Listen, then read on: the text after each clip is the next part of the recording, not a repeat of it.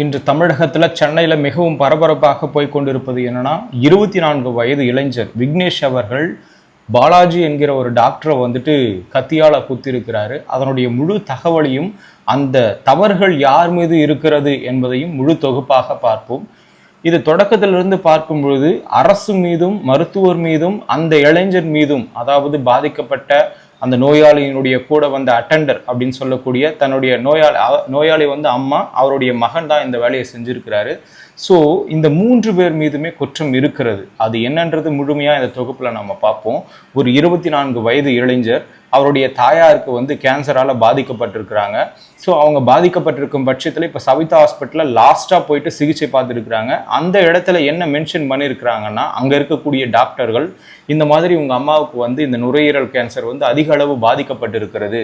So இதுக்கு முன்னாடி நீங்கள் எங்கே பார்த்தீங்களோ அவங்க தவறான சிகிச்சை அளிச்சிருக்கிறாங்க. அங்கே ஒரு ரெஃபரன்ஸ், அந்த டாக்டர் கொடுத்த ஒரு வாக்குமூலத்தின் அடிப்படையில் தான் இவர் மனதில் ஆழமாக பதிந்திருக்கிறது. கடைசியாக கொடுத்த டாக்டர் யாருன்னு பார்த்தோம்னா, கவர்மெண்ட்ல கிண்டியில சென்னை பன்னோக்கு சிறப்பு மருத்துவமனை, அதாவது கலைஞர் நூற்றாண்டு பன்னோக்கு சிறப்பு மருத்துவமனைன்னு சொல்லக்கூடிய அந்த மருத்துவமனையில ஒரு 6 மாத காலம் வந்து இவங்க சிகிச்சை பார்த்துட்டு வந்திருக்காங்க.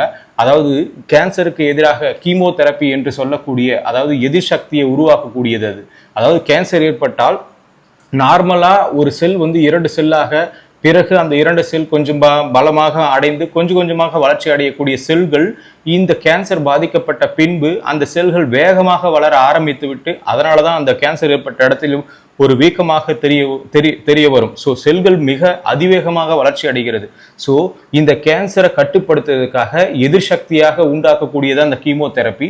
ஸோ இதை வந்து 5வது முறை இவர் என்ன பண்ணியிருக்கிறாருன்னா, அந்த பாலாஜின்ற டாக்டர் அவர் அந்த தாயாரும் அந்த மகன் விக்னேஷ் அளித்த அந்த ஒரு ரிப்போர்ட்டை பார்க்காம, ஸ்கேன் ரிப்போர்ட்டை பார்க்காம இவர் தூக்கி மூஞ்சில அடிச்சுட்டு, ஸோ அந்த அந்த பாதிப்புக்கு உண்டான அந்த நுரையீரலை கவனிக்காமல் மாற்று சிகிச்சை அளிச்சிருக்காரு அப்படின்னு சொல்லிட்டு அந்த விக்னேஷ் என்ற ஒரு நபர் வாயால வாக்குமூலம் கொடுத்திருக்கிறார். ஸோ இந்த ஒரு பாதிப்பின் காரணமாக தான் அந்த இளைஞர் எமோஷனல் அடைந்து, ஒரு பழக்கப்பட்ட ஒரு ரவுடியாக இருந்திருந்தால், இல்லை அவன் கஞ்சா அடிச்சுட்டு ஒலாத்தரவனா இருந்திருந்தா, அவன் வேற மாதிரி பட்டா கத்தியோ இல்லை வேற ஏதோ ஒரு கத்தியை யூஸ் பண்ணியிருக்கலாம். ஆனால் அந்த இளைஞர் காய்கறி வெட்டும் கத்தியை தான் பயன்படுத்தி காலை 10 மணி அளவில் ஓபி ரூம்ல வந்துட்டு பார்த்தோம்னா அந்த பாலாஜி என்கிற ஒரு டாக்டரை சந்திச்சுக்கிறாரு. கிட்டத்தட்ட அரை மணி நேரம் பேசியிருக்கிறாங்க. அப்போ வாக்குவாதம் நிறைய நடந்திருக்கும். யாருக்கும் எந்த ஒரு விளக்கமும் தெரியாது. அந்த விக்னேஷ் அவர்களுக்கும் பாலாஜின்ற டாக்டருக்கு 2 பேருக்கு மட்டும்தான் அங்கே என்ன நடந்ததுன்னு தெரியும். அதேமாரி இப்படி என்ன நடந்தது தெரிகின்ற பட்சத்துல இவர் கத்தியால ஒரு 7 இடத்துல குத்திருக்கிறாரு. மூக்கு மேலேயும் குத்திருக்கிறாரு கையால. ஸோ இப்படி குத்திய பட்சத்துல அவருக்கு ஆல்ரெடி இதய நோய் இருப்பதுனால இப்பதான் ஒரு அறுவை சிகிச்சை பண்ணி பேஸ்மேக்கர் வைத்திருக்கிறார்கள். ஸோ ரத்தம் உறைதல் வந்து அவருக்கு ஏற்படாது, அதாவது ரத்தப்போக்கு அதிகமாக உண்டாகி கொண்டே இருக்கக்கூடிய ஒரு நோயாளி. ஸோ இவர் கத்தியால குத்துறதுனால ரத்தப்போக்கு அதிகமாக ஆகி, ஸோ அவர் வந்து இன்னும் பலவீனத்துக்கு உண்டாயிருக்கிறாரு. அவரை அங்க அதே ஹாஸ்பிட்டல்ல அணுகி அனுமதிச்சு அவருக்கு ஒரு தேவையான ட்ரீட்மெண்ட்டை பார்த்து, அவருடைய குடும்பத்தார், அவங்களுடைய மனைவி, அதுக்கப்புறமா அவங்களுடைய தாயார், அவங்கள வந்து துணை முதல்வர் உதயநிதி அவர்களும் சந்திச்சாரு. அதுக்கப்புறமா அதிமுகவினுடைய ஜெயக்குமார் அவர்களும் விஜயபாஸ்கர் அவர்களும் எல்லாருமே சந்திச்சாங்க. அதுக்கப்புறமா வந்து பார்த்தீங்கன்னா நம்மளுடைய சுகாதாரத்துறை மினிஸ்டர் அவரும் சந்திச்சாரு. ஸோ இந்த மாதிரி விஷயங்கள்லாம் நடந்திருக்கு. ஆனால் அந்த ஹாஸ்பிட்டலில் அந்த டாக்டர் நடந்து கொண்ட விஷயம், அதாவது அவங்களுடைய அம்மா மூலியமாக வாக்குமூலம் வந்தது என்னவென்றால், நாங்கள் வந்து பேசும்போது அவர் காது கொடுத்து கேட்கறது இல்லை, எங்களையே எடுத்தறிஞ்சு பேசுவார், இங்கிலீஷில் அசிங்கமாக திட்டுவார் அப்படின்னு சொல்லிட்டு அந்த விக்னேஷ்ன்றவருடைய தம்பி மனைவி வந்து மென்ஷன் பண்ணுறாங்க.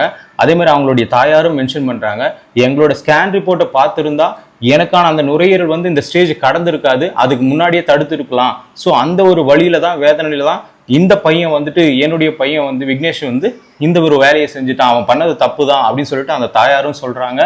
ஆனாலும் அந்த எமோஷனலை கட்டுப்படுத்த முடியாம தான் அவர் அப்படி பண்ணிட்டாரு.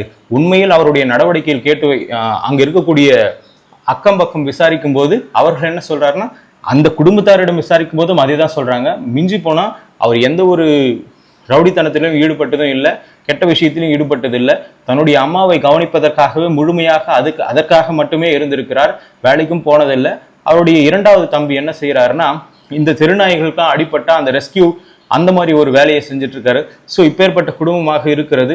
ஒரு பக்கம் இவருக்கு அந்த எமோஷனலால செஞ்சிருந்தாலும், ஆனா அந்த மாதிரி விஷயத்துக்கு, அதாவது ஒரு தவறு செய்திருந்தால் கூட டாக்டர் அந்த மாதிரி தான் அணுகி அதுக்கான தண்டனை இதுதான் சொல்லிட்டு கத்தியாலெல்லாம் குத்தி இருக்க கூடாது.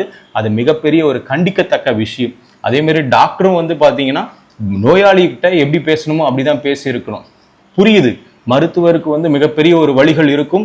என்னவென்றால் இப்போ விக்னேஷ் அவர்களுக்கு அவருடைய தாய் முக்கியம், எதிரில் இன்னொரு நபர் நோயாளியை சேர்த்திருந்தால் அவர்களுக்கு அவருடைய தாய் முக்கியம். ஸோ 2 பேருமே நடுவில் நின்று கொண்டு இந்த மருத்துவரை வந்து ரொம்ப டார்ச்சர் பண்ணுவாங்க. அந்த மாதிரி சமயத்தில் அவருக்கும் மைண்ட் ப்ரெஷர் இருக்கும். இது எல்லாத்துக்குமே காரணம் இரு பக்கமும் இருக்கக்கூடிய ஒரு அழுத்தம். 3வதாக அரசும் இதில் குறைகளை வைத்திருக்கிறது. என்னவென்றால் பணிச்சுமையை கொஞ்சம் குறைச்சிருக்கணும். எல்லாருக்குமே குறைச்சி எல்லாருமே என்ன சொல்றது, ஆட்கள் நிறைய பணி அமர்த்தி அவங்களுடைய சுமையை குறைக்கணுன்றது தான் வேண்டுகோளாக இருந்திருக்கும். இதே வகையில் பார்க்கும் பொழுது மருத்துவரும் சரி, அரசும் சரி, அந்த நபரும் சரி, ஒரு மன அழுத்தத்தின் காரணமாக தான் இந்த சூழல்களிலும் இவர்கள் தவறு செய்ய நேரிட்டிருக்கிறது. இதை அரசு கவனத்தில் கொண்டு தேவையான நபர்களை பணியமர்த்தி மருத்துவர்களுக்கான ப்ரெஷரை குறைக்கிறதுக்கான எதனா ஒரு ஆலோசனை குழு வைத்து அந்த நோயாளிகளுடன் எந்த மாதிரியான நடவடிக்கையில் ஈடுபட வேண்டும், எப்படி நடந்து கொள்ள வேண்டும், அதற்கான ஒரு கிளாஸையும் எடுத்து அவங்களுக்கான மைண்ட் ப்ரெஷரையும் போக்கி எல்லாரையுமே ஒரு நிலையில பார்த்தால் மட்டும்தான் இந்த குறை தீரும். யாரோ ஒருவர் பொறுமை இழந்தால் இது அடிதடியாகவும் கொலை இந்த மாதிரி முயற்சிக்கும் போய் சென்றடையும் என்பதுதான் எங்களுடைய ஒரு தரப்பாக இருக்கிறது. பொறுத்திருந்து பார்ப்போம். அவர் என்ன தண்டனை அனுபவிக்கிறார், மருத்துவருடைய வாக்குமூலம் என்னவாக இருக்கும் அப்படின்றதையும் பொறுத்திருந்து பார்ப்போம். அரசினுடைய நடவடிக்கை என்னவென்றும் பொறுத்திருந்து பார்ப்போம். நன்றி, வணக்கம்.